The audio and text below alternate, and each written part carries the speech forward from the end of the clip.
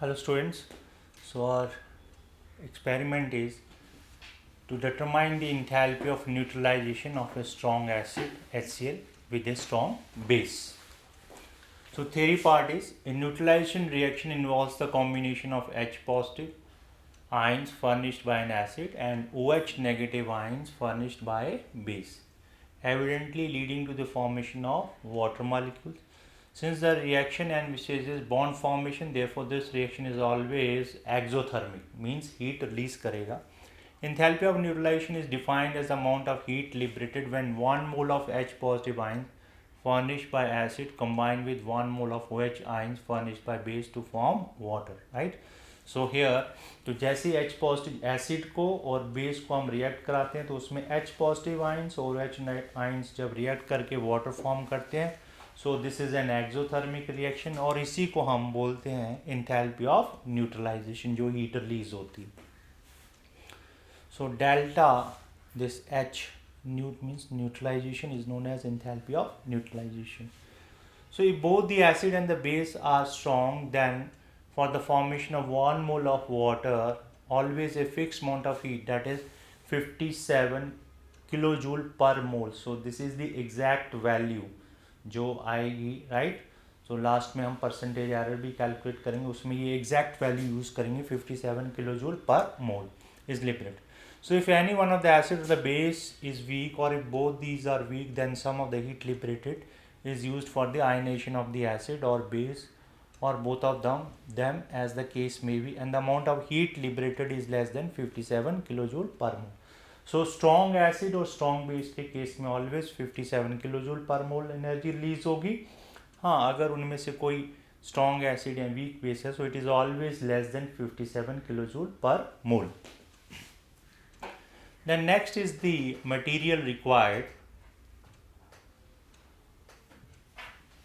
So material required are the beakers 250 ml 3, beakers 500 ml 1, thermometer up to 110 degrees centigrade 1, gloss rod for stirring, so 1, cotton wool may be used in the experiment, small wooden block 1, piece of cardboard 1, stirrer 1, calorimeter 1, and 1 molar HCl, 1 molar solution HCl 100 ml और 1 molar sodium hydroxide 100 ml.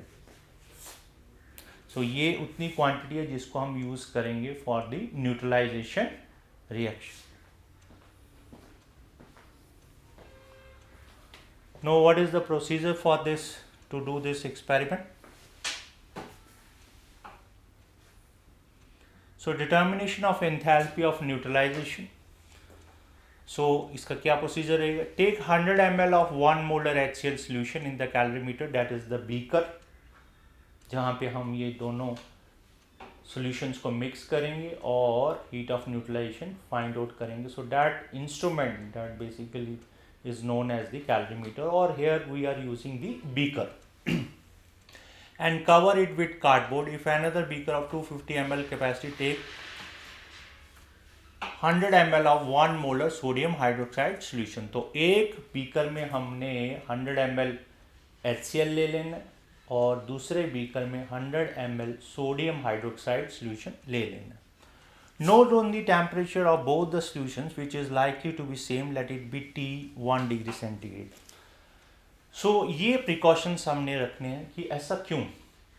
Suppose जब हम HCl को भी prepare कर रहे होंगे 1 molar, जब उसको वाटर में डिसॉल्व करके 1 molar means that is something around 36.5 ग्राम, जब हम HCl लेके उसको 100 ml में प्रिपेयर करेंगे, सो उसमें भी हीट इवॉल्व होती है.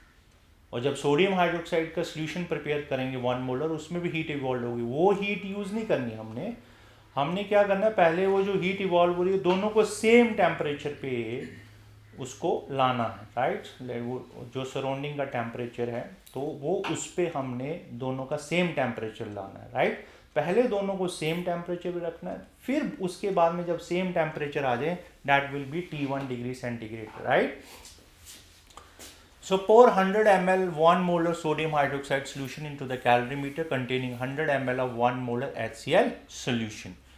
So इसमें जिसमें HCl होगा उसमें फिर हमने क्या कर देना, सोडियम हाइड्रोक्साइड को भी मिक्स कर देना।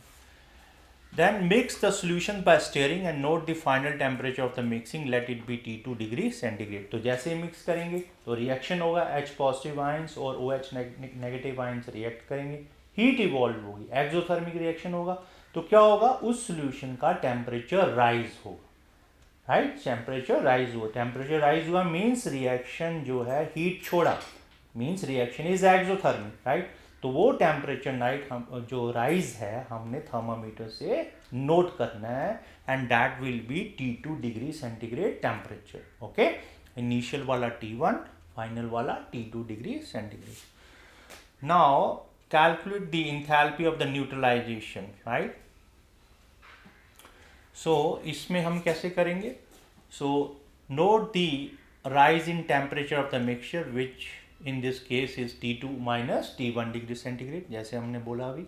Calculate the total amount of heat produced during the neutralization process using the following expression. Heat evolved, देखिए ये 100 plus 100 ml, so equivalent weight आ जाएगा ये इनका, जो 100 ml हमने HCl किया और 100 ml solution जो है ये सोडियम हाइड्रोक्साइड किया। So this is 100 plus 100 plus water, this is the water equivalent of the calorimeter, जो beaker के equivalents, right, and T2 minus T1 into specific heat of water, right, 4.18 joule.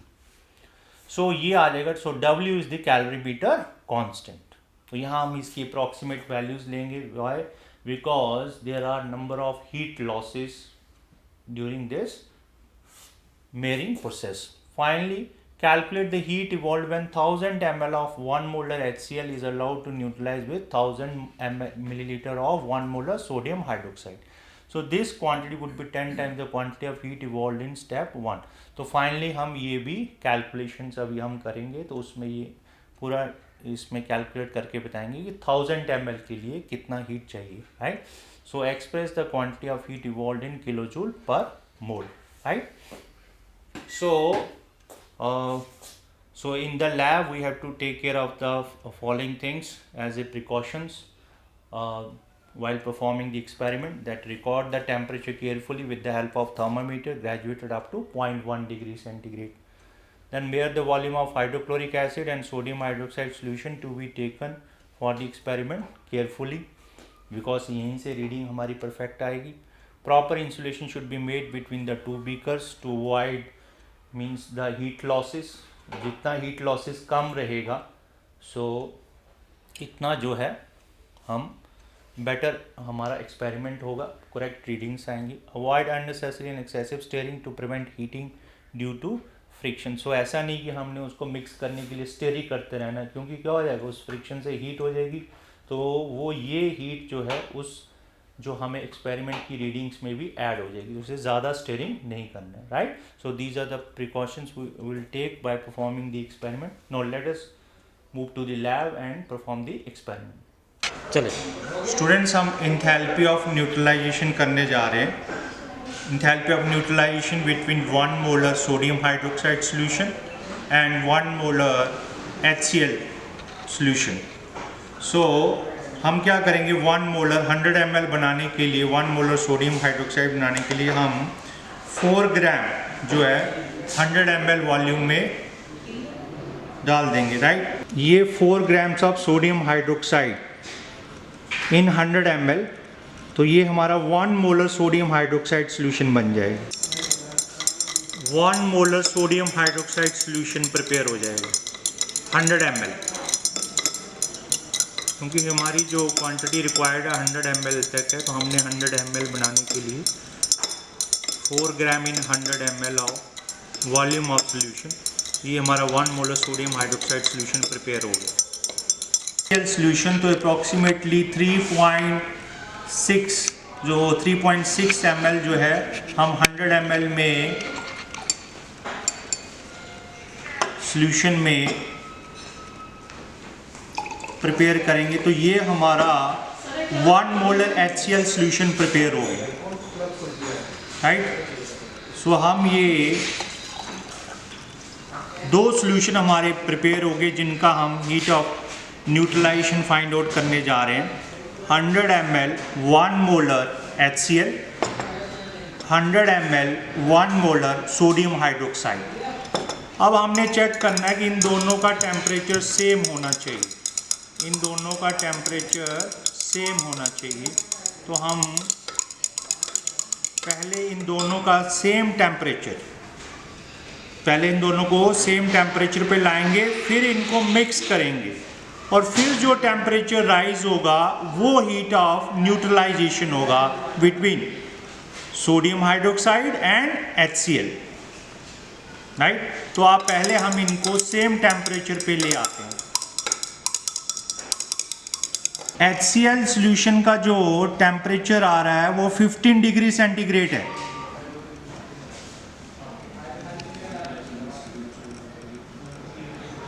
देखिए 15 degree centigrade. इसी तरह sodium hydroxide का भी हमारा temperature 15 degree centigrade होना चाहिए। तो ये 15 डिग्री सेंटीग्रेड है। जब हम इसमें मिक्स करेंगे सोडियम हाइड्रोक्साइड को, न्यूट्रलाइज करेंगे तो टेम्परेचर राइज होगा। ये सोडियम हाइड्रोक्साइड का जो सॉल्यूशन है ये भी 15 डिग्री पर है, राइट। अब हम न्यूट्रलाइजेशन प्रोसेस को परफॉर्म करेंगे, मींस दोनों को सॉल्यूशन को मिक्स करेंगे और राइज इन टेम्परेचर नोट करेंगे कि देखेंगे कितना 15 डिग्री से कितना ऊपर टेम्परेचर राइज हुआ है। ओके, सो स्टूडेंट्स अभी हम न्यूट्रलाइजेशन प्रोसेस परफॉर्म करने जा रहे हैं। तो ये सोडियम हाइड्रोक्साइड है और ये HCl को मिक्स करने जा रहे हैं और देखेंगे टेम्परेचर राइज कितना है।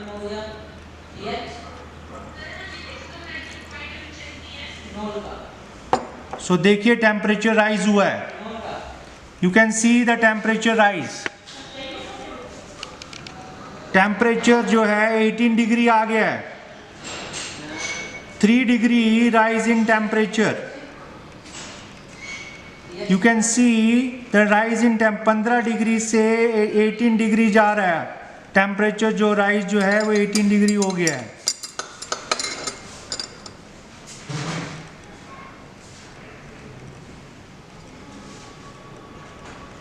एटीन डिग्री टेम्परेचर राइज हो गया, मीन्स 3 डिग्री टेम्परेचर राइज हुआ है। तो अभी हम कैलकुलेशन करके ये हमारा आंसर 57 किलो जूल पर मोल आना चाहिए। सो इसके अप्रॉक्सीमेटली जो आता है, अगर परसेंटेज एरर ले लें तो हमारा 50 से 57 किलो जूल पर मोल डिग्री से पर मोल के बीच में हीट ऑफ न्यूट्रलाइजेशन आ जाता है, राइट। सो ये देखिए क्लियरली 18 डिग्री तक जो है टेम्परेचर पहुंचा है, मींस 15 डिग्री से 18 डिग्री राइज हुआ है, 3 डिग्री टेम्परेचर राइज हुआ है on mixing 100 ml of sodium hydroxide with 100 ml of HCl solution of 1 molarity. So students, as we have performed the experiment in the lab, so let us now do the calculation part for this to find out the heat of the neutralization. So calculations are, so using the values of the solutions and the value and the parameters discussed in procedure, the calculations are, we note that the initial temperature, so initial temperature we recorded it as the 15 degree centigrade, and the final temperature after the reaction between the sodium hydroxide and HCl, the temperature attained is 18 degree centigrade. So change in temperature is T2 minus T1 degree centigrade. So water equivalent that we have taken around 180 approximate values, right. It may vary using the means it depends upon the material used for the experiment. So using the equations we get the total amount of heat produced during the neutralization process for 100 ml of HCl. So 100 plus 100 plus water equivalent into T2 minus T1 into 4.18 divided by number of moles. So this will give the heat in joules. So for 1 mole of 1 milliliter so this is for 100 ml. So for 1 ml of HCl heat evolved, that is divided by 100. So this is the number of moles because we are using it as the 1 molar solution. So 1 mole divided by number of moles 1, and for 1 ml, so this is for 100 ml, for 1 ml divided by 100. Then for 1000 ml of HCl, heat evolved is equal to, so we add all this into 18 minus 5, 4.18.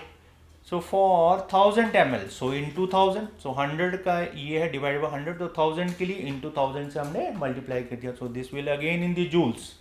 Now in kilojoules, so heat evolved in kilojoules क्या करना पड़ेगा, हमें 1000 से divide करना पड़ेगा, right? So this one same values, so into 1000 ये आ गया divided by 100, so this is divided by 100 and this is the division, so divided by ये brackets हमने देखिए use किए हैं, so divided by 1000 to get the values in kilojoules. So by simplifying this equation, we will get this 380 into 3 into 4.18, so 1000 cancels by 100, so it comes 47.65 equals to, that is 48 kilojoule. Round of करके हम इतना ले लेंगे, 48 kilojoule approximately. तो percentage error means, because ये जो experiment करने जा रहे हैं इसमें बहुत ही स्मॉल हीट जो है इवॉल्व होती है और टेम्परेचर राइज जो है अबाउट 3 to 4 डिग्री सेंटीग्रेड होता है, right, after lot of precautions, right. So बहुत केयरफुली ये एक्सपेरिमेंट करना पड़ता है. तो जितना कम हीट लॉसेस होगा इतनी हमारी एग्जैक्ट रीडिंग्स आएंगी, राइट. सो अब सराउंडिंग का टेम्परेचर अगर ज़्यादा डाउन है तो heat transfer fast, more the temperature difference more is the fast is the heat transfer rate. तो हमारी रीडिंग्स और जो है वो उसमें एरर आने का चांस ज़्यादा रहता है, right. So more the heat transfer losses more is the percentage error, right. So percentage error exact value हमें पहले हमने पढ़ा थ्योरी से 57 किलो जूल पर मोल. सो -50 divided by the this exact value that is 57, so into 100. हम compare करते हैं कि हमारा रिजल्ट कितना है. So it's comes around 15.78% error. अब ये एरर क्यों आती है, क्योंकि हमने पहले डिस्कस किया कि बहुत स्मॉल अमाउंट हीट इवॉल्व होती है और टेम्परेचर डिफरेंस पूरा राइज होता है, बहुत स्मॉल डिग्रीज में होता है, 3 to 4 degree centigrade, right. So which is we have to take lot of precautions in that, right, so that heat losses come home, right. So as we are calculating heat evolved for a very small change in temperature, the error is due to heat transfer losses in beaker and surroundings temperature difference, right. So these are the causes. ये हमारा जो ऐसे इसमें error आता है ज़्यादा, right. So still we means we can find out, so because the exact value is 57, so for 57 we need to be very careful and lot of precautions, right. So जितना हमारा heat losses जो है कम रहेगा इतना हम 57 kilo joule के near about हमारे results आएंगे, राइट. Thank you.